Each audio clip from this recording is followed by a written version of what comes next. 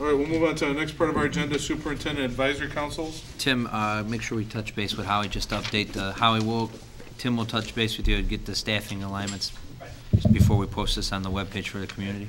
I'll be out of town for a week, so I'll let Tim know we can talk to you. Okay, great. Okay? Thank you. Okay, Kevin. Curriculum Advisory Council, no update. Facilities Advisory Council, that's John Keane and Tim Walsh. We still are reviewing some ongoing pool issues, as well as we will need to begin discussing with myself, Tim, and Joel, Dr. Keane and Tim Walsh, the QPS process or QBS process that we will need to conduct in order to begin interviewing and rating architects for the district. And once that process is complete, we would then begin to negotiate prices in regards to the costs related to a life safety survey.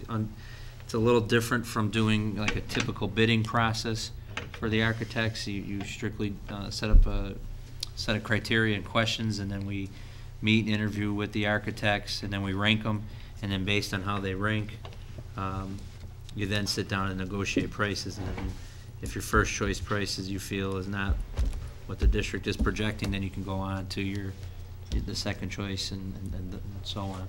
I need to confirm all that with legal counsel, but I think it's going to take us a little longer than what we anticipated. So I will include the facilities council in that, and I would try to get them together before the holiday so that we can at least start mapping some of this process out. I know Tim sent out 5 or 6 invitations already to architects today, or to firms, and then we'll also have the ad posted where. It was already posted last Wednesday on the Suburban Life, and they've all gotten a copy of we've sent that out to 5 architectural firms. They've all gotten copies of it. It was a public notice that was put together by our architects, or by our attorneys rather, not by architects.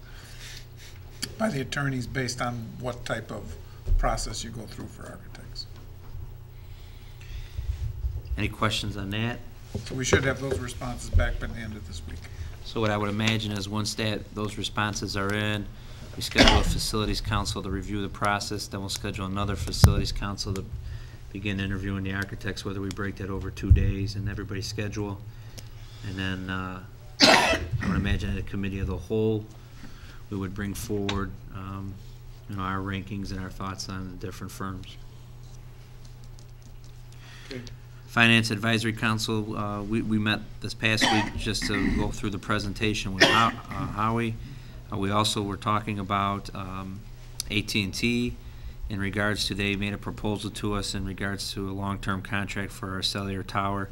Tim's doing some legwork with the attorney that represents our cell tower, or represents the district on the cell tower, and to find out a little more background on that, and also to make a counter offer on that. AT&T projections, I think that was it, right? That, and we talked about the levy a little bit more. And the levy, and we addressed that today in the base model of how we'll use a 99% collection to account for that loss that Tim mentioned in the previous meeting when we did the projected levy. Personnel Advisory, no update. We got the staffing summary report at the last board meeting.